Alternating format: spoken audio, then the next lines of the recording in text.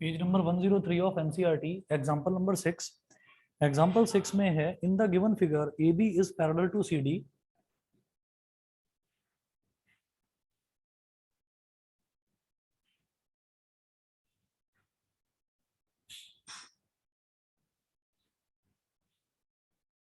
The given figure AB is parallel to CD and CD is parallel to EF. In the given figure AB is parallel to CD and CD is parallel to EF. CD is parallel to EF. Full stop. Also EA is perpendicular on AB. Also EA is perpendicular on AB. Full stop. If angle BEF is equal to 55 degree, if angle BEF is equal to 55 degree, find the values of x, y and z, comma, find the values of x, y and z, find the values of x, y and z। ठीक है, अब जरा देखिएगा, find the values of x, y and z।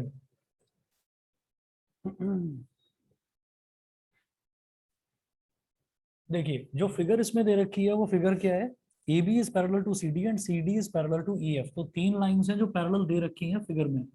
एक तो line ये है A B, ठीक है। दूसरी लाइन जो इसके पैरेलल दे रखी है वो ये है सी डी। जो तीसरी लाइन पैरेलल दे रखी है वो है E F. A B C D और ई एफ, ये तीन लाइंस आपस में पैरेलल दे रखी हैं। उसके बाद आप ये देखिएगा, इनको नेमिंग इसके इस तरीके से करेंगे, मैं बताता हूं। यहां पर एक लाइन ऐसे है,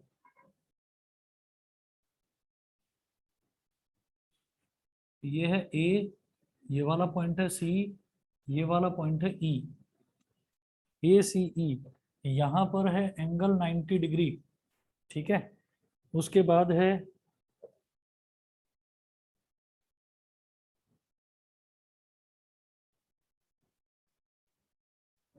ये वाला पॉइंट इन्होंने बोला है बी, ये वाला जो पॉइंट है ये बोला है डी और ये वाला पॉइंट है ई, ठीक है।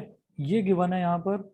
और इधर वाला जो एंगल है ये वाला एंगल है एक्स, ठीक है। और ये डी पॉइंट मैं इधर बना रहा हूँ, ये वाला एंगल है वाई, ये वाला एंगल वाई है। और फिर 55 डिग्री दे रखा है इधर, 55 डिग्रीज दे रखा है। और ये वाला एंगल है जेड, ठीक है। एक्स वाई, इधर ये 55 डिग्री और ये वाला एंगल है जेड, ठीक। अब जरा देखिएगा,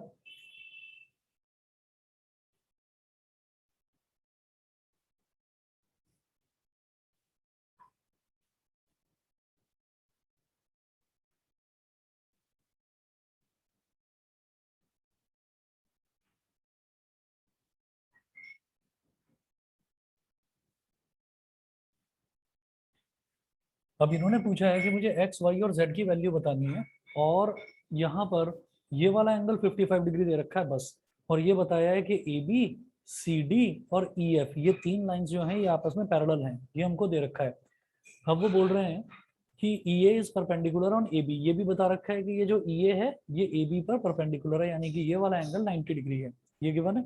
उसके बाद देखिएगा, अब इसमें क्या करना है कि सबसे पहले मैं ये देखता हूं कि यहाँ पर A B is parallel to C D is parallel to E F. तो नोट करें,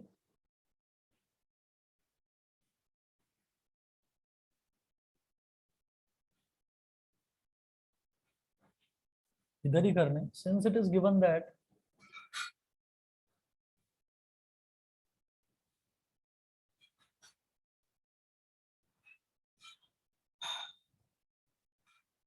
since it is given that AB is parallel to CD is parallel to EF, AB, CD और EF ये तीनों के तीनों पैरेलल हैं. Since it is given that AB is parallel to CD is parallel to EF, तो it implies that ये जो AB है ये इस EF के भी पैरेलल होगा. सिर्फ अगर AB को EF के पैरेलल बोला जाए तो भी गलत नहीं होगा, तो भी ठीक होगा. ठीक है, तो ये जो AB है और EF है ये पैरेलल हो गए. जब ये पैरेलल हो गए तो ये वाला एंगल जो है हमारे लिए ये जो EA है it is acting like a transversal and EA is a transversal.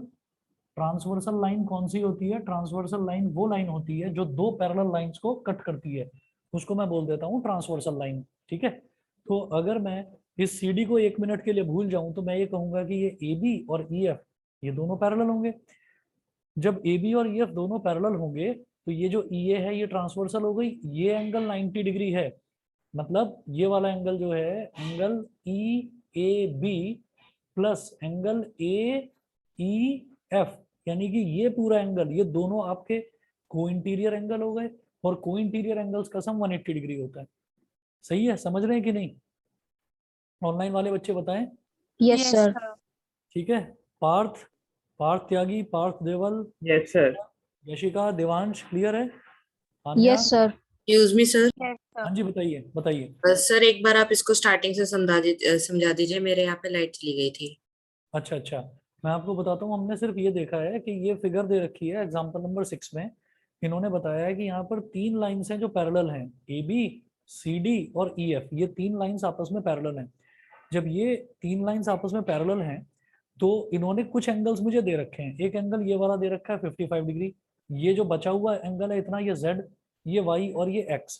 मुझे X, Y और Z की वैल्यूज निकालनी है. अब आप ये देखो, इसमें मैं क्या कर सकता हूँ कि जैसे AB, CD और EF ये 3 लाइंस पैरेलल हैं, तो इसका मतलब अगर मैं सिर्फ AB और सिर्फ EF की बात करूं तो ये भी तो पैरेलल होंगी ना, AB और EF. तो AB is parallel to EF, मैंने ये लिख दिया. Since it is given that AB is parallel to CD is parallel to EF, therefore AB is parallel to EF. और एक लाइन है ये EA जो AB को भी और EF को भी दोनों को कट कर रही है, इंटरसेक्ट कर रही है. तो इसका मतलब क्या हो गया, ये जो EA लाइन है ये हो गई ट्रांसवर्सल. और ट्रांसवर्सल लाइन के एक ही तरफ, जैसे ये EA है तो इसके इसी तरफ ये वाला एंगल और ये पूरा एंगल, ये दोनों को इंटीरियर एंगल हो गए. तो को इंटीरियर एंगल का मतलब इन दोनों का सम 180 डिग्री होगा. समझ गए? बस इतना बताया है. Okay sir. ठीक है, तो अब हम इसमें क्या करेंगे, मैं ये कहूंगा कि एंगल कि देयरफॉर एंगल EAB मतलब ये angle, therefore angle EAB plus angle AEF मतलब ये पूरा angle, angle AEF is equal to 180 degree. और रीजन में हम लिखेंगे co interior angles, co interior angles ये हो गया. तो angle EAB plus angle AEF is equal to 180 degree co interior angle. अब देखिए ये जो EAB है ये कितना होगा 90 डिग्री प्लस एंगल AEF ये कितना हो जाएगा Z plus 55 degree, Z plus 55 degree is equal to 180 degree.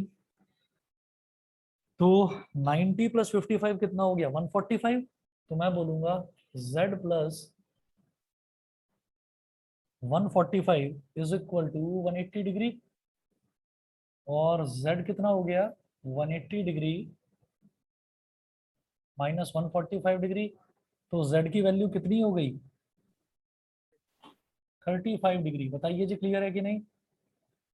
Yes sir. Yes sir. ठीक है, चलिए जी, बहुत बढ़िया. Z की वैल्यू हो गई 55 डिग्री. उसके बाद हम ये कहेंगे कि since AB is parallel to CD is parallel to EF,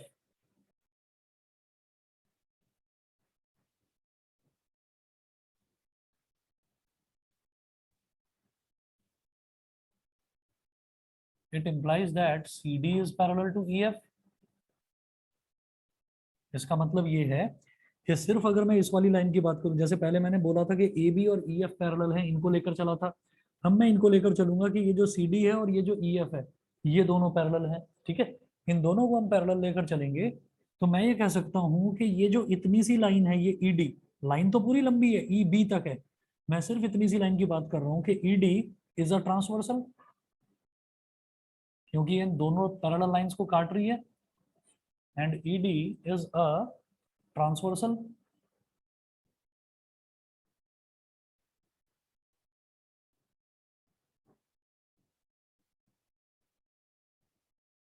and ED is a transversal. चलिए, तो ये ईडी ट्रांसवर्सल हो गई, तो ये वाला एंगल और ये वाला एंगल ट्रांसवर्सल के एक ही तरफ वाला, देखो ये लाइन है ईएफ और ये लाइन है सीडी, तो इनके बीच वाले एंगल कहलाएंगे interior angles.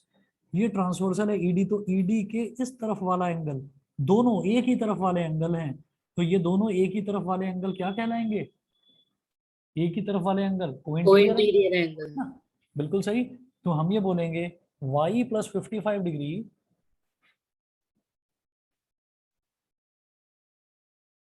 Is equal to 180 degree. y plus 55 degree is equal to 180 degree. Reason में क्या लिखेंगे? Co interior angles, co interior angles. ठीक है, अब देखिएगा, तो यहां से y की वैल्यू कितनी हो गई? 180 डिग्री माइनस 55 डिग्री, तो 180 में से आप 55 को सब्ट्रैक्ट करें तो कितना आ जाएगा? 135, है ना?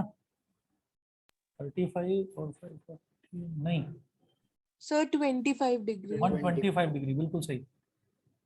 y इज इक्वल टू आ गया 125 degree.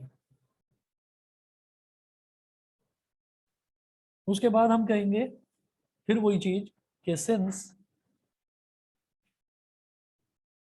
AB is parallel to CD is parallel to EF, it implies that, अब मैं सिर्फ दो पैरेलल लाइन ले रहा हूं, कौन सी? एक बार लूंगा AB और एक बार लूंगा CD। AB is parallel to CD, it implies that AB is parallel to CD and AB जो है और CD ये दोनों पैरेलल हो गए, और AB और CD को काटने वाली लाइन ये DB, DB is a transversal।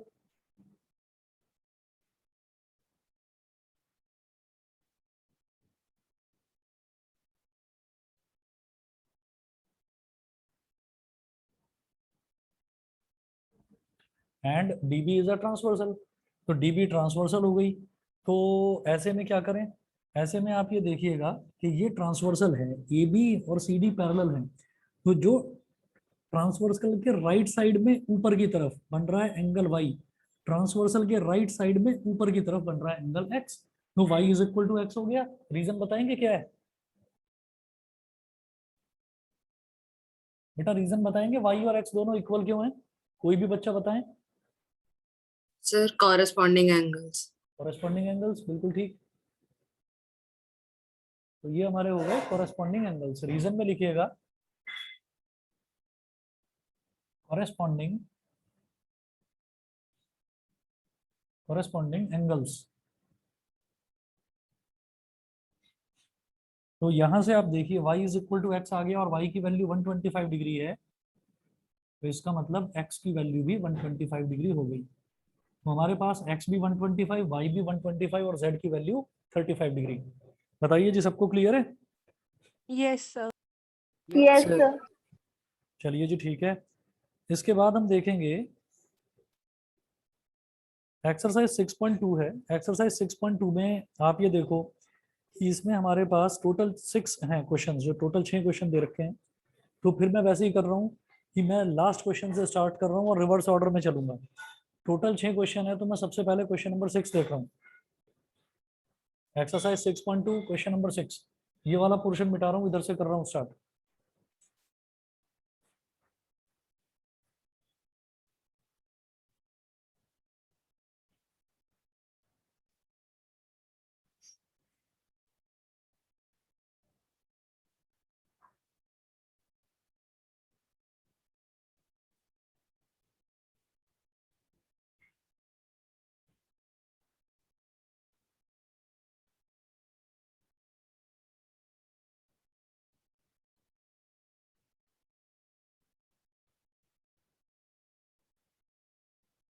exercise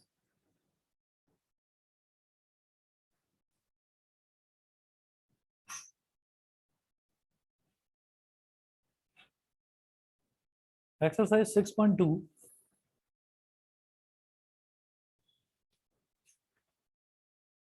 6.2 question number 6.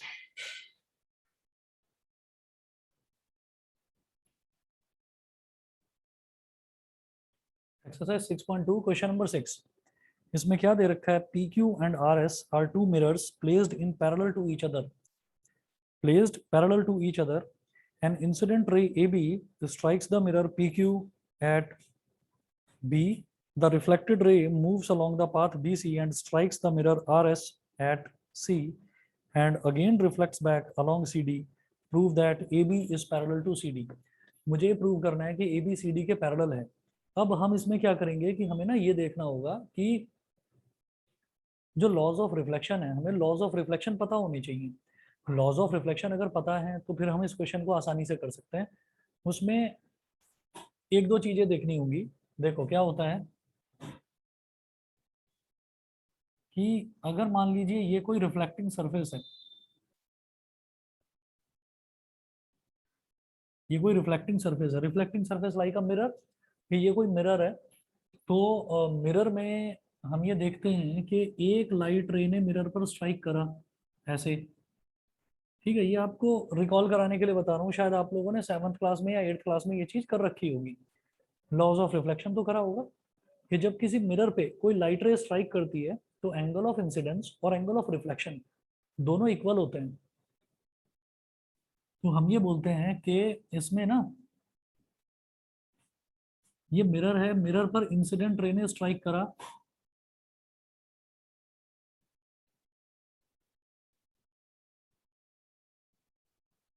और मिरर पर मैंने जिस पॉइंट पर इसने स्ट्राइक करा है उसी पॉइंट पर मैं एक परपेंडिकुलर ड्रॉप करूंगा। जो परपेंडिकुलर हम ड्रॉप करते हैं उस परपेंडिकुलर को कहते हैं हम नॉर्मल।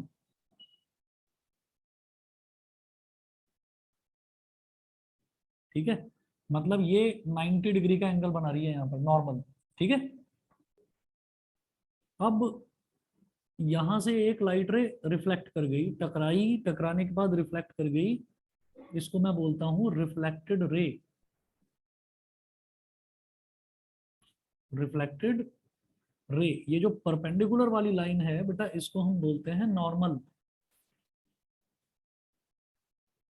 तो आपने ये पढ़ा होगा, आपको ये बताया जाता है कि दो होते हैं laws of reflection. There are two laws of reflection. First law is the incident ray, the normal and the reflected ray, they all lie in the same plane. They all lie in the same plane का मतलब क्या है कि मैं same plane of paper पर, जैसे मान लीजिए ये व्हाइट बोर्ड है, आप लोग पेपर पर अगर इसको ड्रॉ करेंगे तो आप पेपर पर ये तीनों रेज को सेम प्लेन पर यानी कि सेम पेपर पर आप दिखा सकते हैं, आप शो कर सकते हैं। ठीक है, इनमें से कोई भी रे ऑफ लाइट ऐसी नहीं है कि अंदर की तरफ जा रही हो और कोई भी रे ऑफ लाइट ऐसी नहीं है जो बाहर की तरफ आ रही हो, आप सेम प्लेन पर तीनों को दिखा सकते हैं। तो इसीलिए ये कहा जाता है कि the incident ray, the reflected ray and the normal, they all lie in the same plane. दूसरा दूसरा लॉ ये है कि angle of incidence is always equal to angle of reflection. तो जो एंगल ऑफ इंसिडेंस होता है वो कौन सा एंगल होता है? ये इंसिडेंट रे नॉर्मल के साथ जो एंगल बनाती है इसको मैं बोलता हूँ एंगल ऑफ इंसिडेंस। ये रिफ्लेक्टेड रे नॉर्मल के साथ यानी कि परपेंडिकुलर वाली लाइन के साथ जो एंगल बनाती है इसको मैं बोलता हूँ reflected angle, angle of reflection. और angle I is always equal to angle R. ठीक है, ये होता है हमारा, ये सेकंड लॉ ऑफ रिफ्लेक्शन है। ठीक, अब इन दोनों की मतलब इस लॉ की मुझे जरूरत पड़ेगी इस क्वेश्चन में। तो इस क्वेश्चन में जो फिगर दे रखी है वो मैं फिगर बना रहा हूँ, फिगर देखिएगा आप। क्वेश्चन बहुत इंपॉर्टेंट है और जरूर पूछते हैं लाइंस एंड एंगल्स में। जो 4 नंबर वाला क्वेश्चन है उसमें आता है ये क्वेश्चन। हालांकि अब एमसीक्यू में किस तरह से देंगे वो नहीं पता।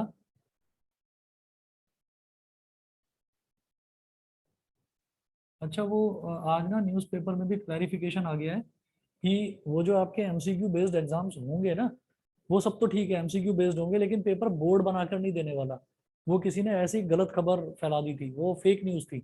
तो न्यूज़पेपर में भी आ गया है और सीबीएसई ने भी सर्कुलर इशू करा है अपनी वेबसाइट पर कि वो फेक न्यूज़ थी, सीबीएसई नहीं बनाने वाला वो पेपर।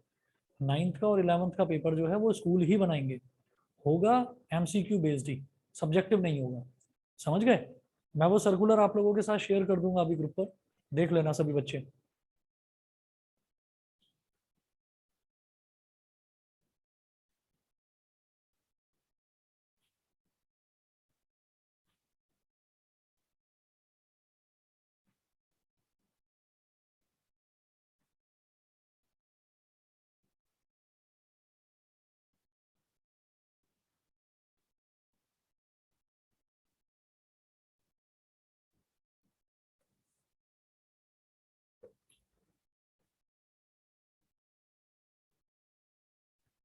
पीक्यू और आरएस, तो ये ना रिफ्लेक्टिंग सरफेसेस दे रखे हैं, यानी कि एक दूसरे के आमने सामने ये मिरर लगे हुए हैं। सोचो कि मैं यहाँ पर खड़ा हुआ हूँ, मेरे राइट में भी एक मिरर लगा हुआ है, मेरे लेफ्ट में भी मिरर लगा हुआ है।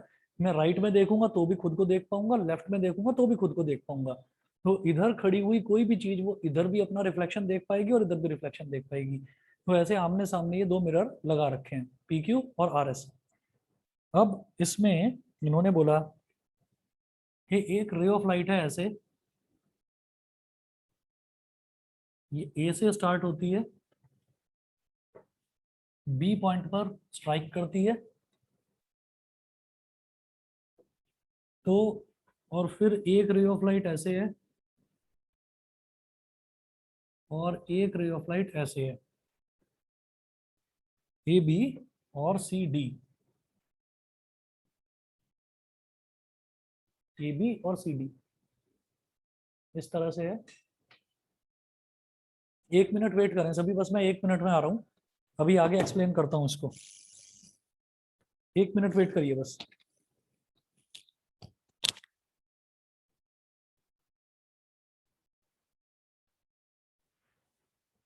ए बी और सी डी, अब इसमें ना मुझे ये देखना है कि जैसे ए बी है ना, तो ए बी इस मिरर पर स्ट्राइक कर रही है, तो ए बी इस वाले मिरर के लिए इंसिडेंट, ए बी इस वाले मिरर के लिए इंसिडेंट रे हो गई।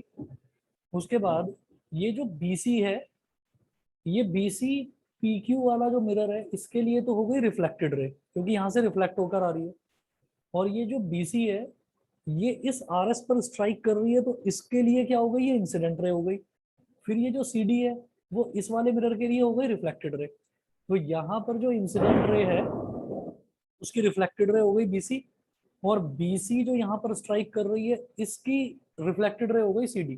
ठीक है, तो यहाँ पर मुझे थोड़ा सा एक कंस्ट्रक्शन करना पड़ेगा, और मुझे प्रूव क्या करना है, मुझे प्रूव ये करना है कि ये जो ए बी है और ये जो सी डी है, ये दोनों की दोनों लाइंस पैरेलल हैं। ये हमको करना है स्पेशल में।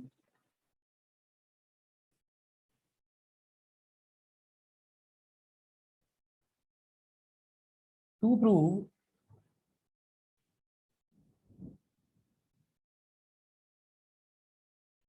To prove A B to prove A B is parallel to C D, मुझे ये प्रूव करना है कि ये जो ए बी है ये सी डी के पैरेलल है। ये चीज प्रूव करनी है। अब देखिएगा कैसे प्रूव करेंगे इसे। मुझे ना ये चीज पता होनी चाहिए, और किसी भी स्टूडेंट को ना पता हो तो आज इस चीज को दिमाग में बैठा लें कि नॉर्मल का मतलब होता है परपेंडिकुलर।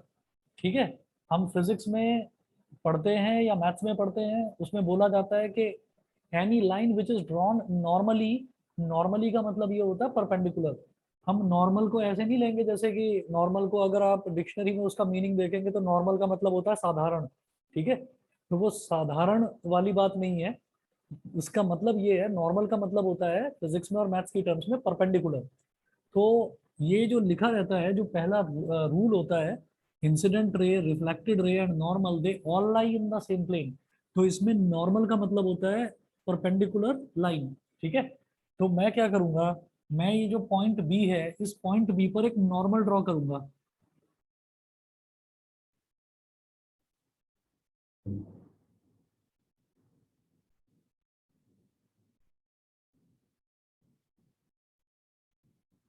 ठीक है, तो नॉर्मल का मतलब क्या हो गया, ये यहाँ पर 90 डिग्री का एंगल बनाएगी, नॉर्मल का मतलब ये हो गया। इसी तरह से मैं पॉइंट सी पर एक नॉर्मल ड्रॉ करूंगा।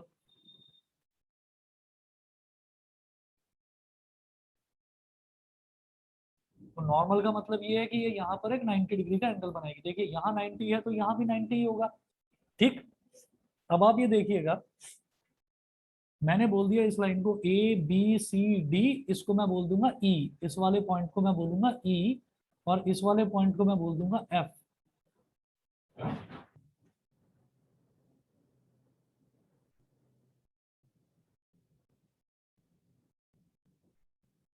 तो यहां पर हम ये कहेंगे construction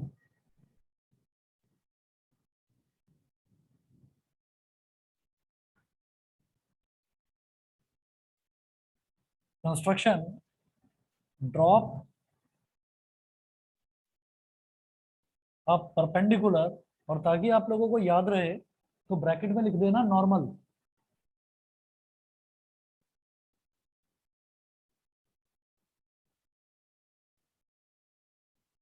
drop a perpendicular, bracket में लिख दीजिएगा normal at point B and another perpendicular at point C. Drop a perpendicular या normal at point B and another perpendicular at point C. दूसरा perpendicular हमें point C पर drop करना है। ठीक है, तो अब देखिएगा कि यहाँ पर ये हमने नॉर्मल ड्रॉ कर दी है, यानी कि दो परपेंडिकुलर ड्रॉप कर दी है। अच्छा, एक चीज ये दे रखी है, मेरी आवाज तो आ रही है सबको? ऑनलाइन वाले बच्चे बताएं। Yes, sir. Yes, sir. ठीक है, चलिए, तो यहाँ पर ये दे रखा है कि ये वाला मिरर PQ और ये वाला मिरर RS ये पैरेलल है। ये दोनों मिरर अगर पैरेलल हैं तो ये वाला एंगल 90 डिग्री है, तो ये वाला एंगल भी तो 90 डिग्री ही होगा। भाई ये वाला एंगल भी तो 90 डिग्री होगा। ठीक है, ऐसा मैं क्यों कह रहा हूँ? क्योंकि को इंटीरियर एंगल हो गए। को इंटीरियर एंगल मतलब भाई ये वाला एंगल, ये BE जो है, ये सब कुछ हमको एक्सप्लेन करने की जरूरत नहीं है कि मैं एक एक चीज लिखकर आपको बताऊं।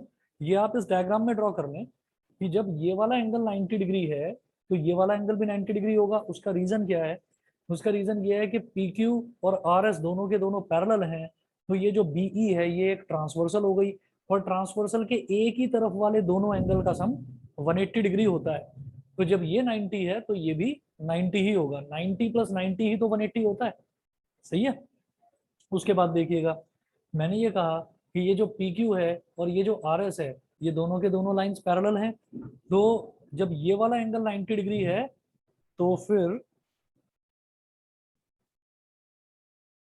जब ये वाला एंगल 90 डिग्री है तो फिर ये वाला एंगल भी 90 डिग्री ही होगा। जब ये 90 है तो ये भी 90 होगा, क्योंकि अगेन यहाँ पर FC जो है, FC भी एक ट्रांसवर्सल की तरह एक्ट करेगी, और ट्रांसवर्सल के एक ही साइड लाई करने वाले दोनों एंगल्स का सम 180 डिग्री होता है। बताइए जी, ये चीज क्लियर है सभी को? Yes, sir. Yes, Yes, sir. sir. Yes, sir. अगर Yes, आपको sir. आ गया कि ये भी 90 है और ये भी 90 है, अगर आपको ये समझ में आ गया तो फिर एक चीज और देखिए।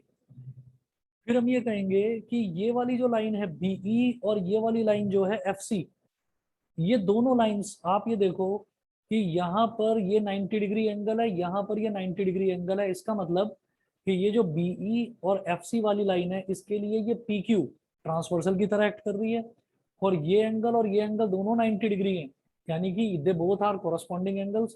तो हमारा BE और FC ये भी पैरेलल होंगी लाइंस। ठीक है, ये आप ये समझ लीजिए कि दो लाइंस जो परपेंडिकुलर हैं, दो पैरेलल लाइंस के बीच में, वो आपस में पैरेलल होती हैं। तो BE और FC पैरेलल समझ में आ गया? Yes, sir. Yes, sir. बताइए भाई, बाकी बच्चे बताएं। सोमिल, Yes, यश, sir. पार्थ, त्यागी, लावण्य, लक्ष्य, Devansh. Yes, sir. Yes, sir. चलिए, Yes, sir. ओके, अगर ये हो गया तो अब इसमें मुझे ये लिखना है, बस एक लाइन आप यहाँ लिख लें। आप लोगों ने तो समझ लिया, लेकिन इसको बस एक लाइन में यहाँ पर लिख लें, as clear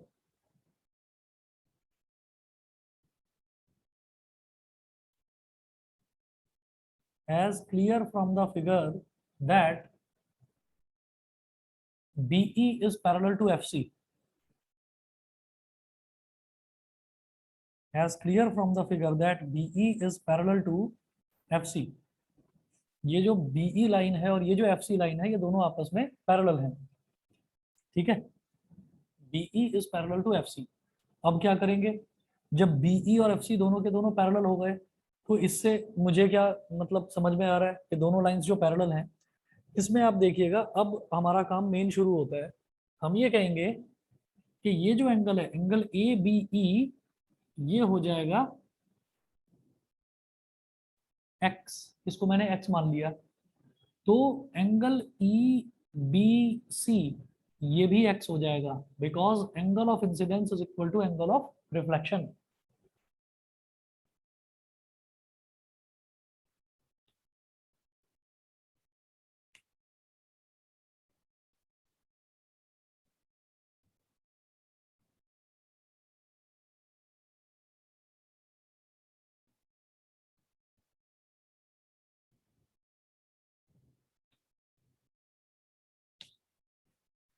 As clear from the figure that BE is parallel to FC।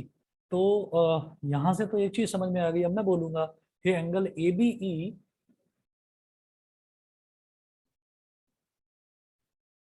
is equal to angle ABE is equal to angle EBC।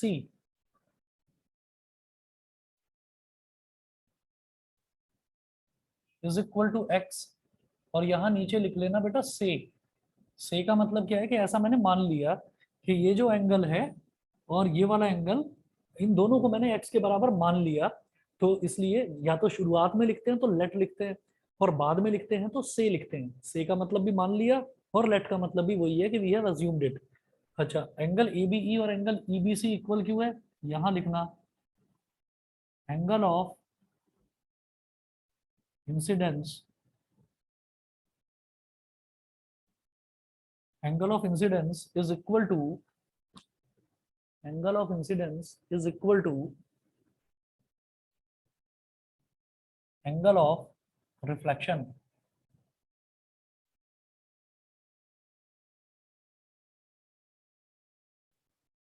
angle of incidence is equal to angle of reflection, ठीक है। एक चीज तो ये हो गई। अब हम ये कहेंगे since BE is parallel to FC,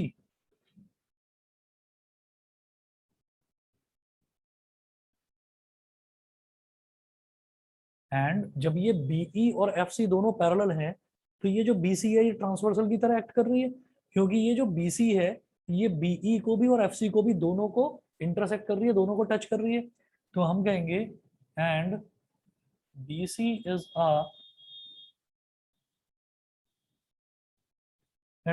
is a transversal।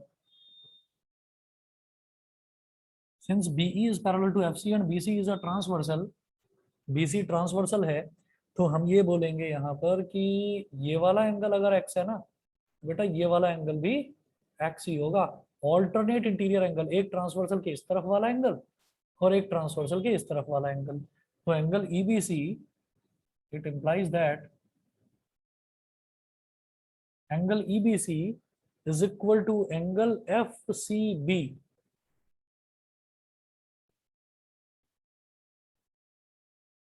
Is equal to x। जब EBC x के इक्वल है तो FCB भी x के इक्वल हो गया। यहां रीजन में आप लिखेंगे alternate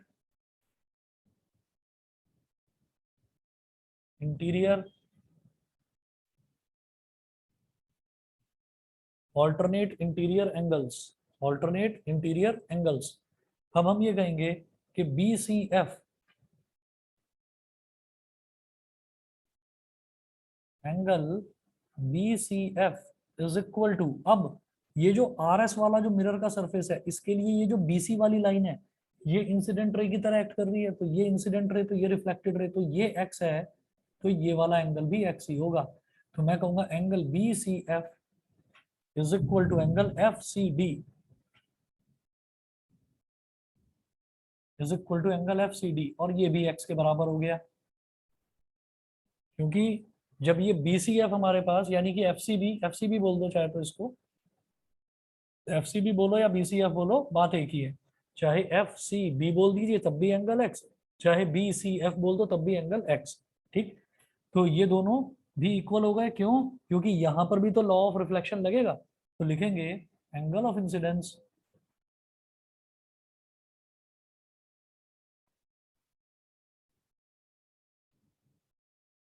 is equal to angle of incidence is equal to angle of reflection.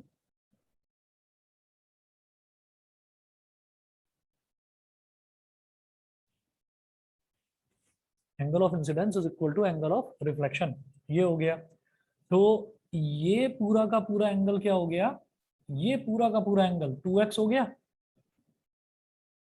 इसी तरह से ये पूरा का पूरा एंगल क्या हो गया? ये भी 2x हो गया। तो अब मैं क्या कहूंगा कि since angle A B C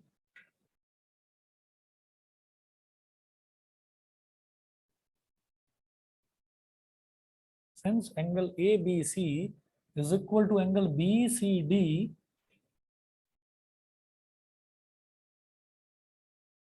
since angle ABC is equal to angle BCD is equal to 2x,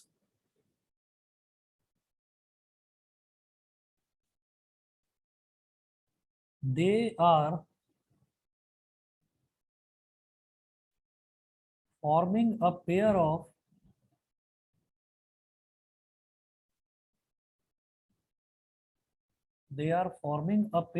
alternate interior angles.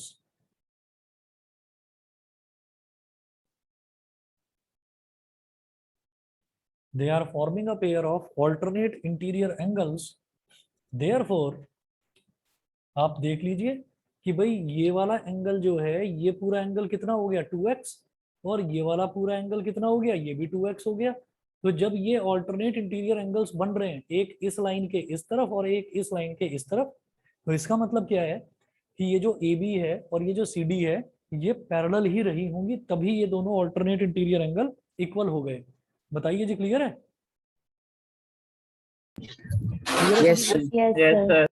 हाँ जी। तो हम ये बोलेंगे therefore AB is parallel to CD. AB is parallel to CD. और मुझे यही इसमें prove करना था कि AB जो है वो CD के पैरेलल होगा। यही चीज हमको यहाँ पर प्रूव करनी थी। बताइए जी, क्लियर है? Yes, sir. Yes, sir. Yes, sir. इसके बाद एक्सरसाइज 6.2 जो है, एक्सरसाइज 6.2 के शुरुआत के 5 क्वेश्चंस हैं। ट्राई करिए, जितने हो जाते हैं उतना ठीक है, जो नहीं होते फिर वो मैं कराऊंगा आप लोगों को। ठीक है? Good afternoon, sir. हाँ जी, चलिए जी फिर। Okay Thank you, sir.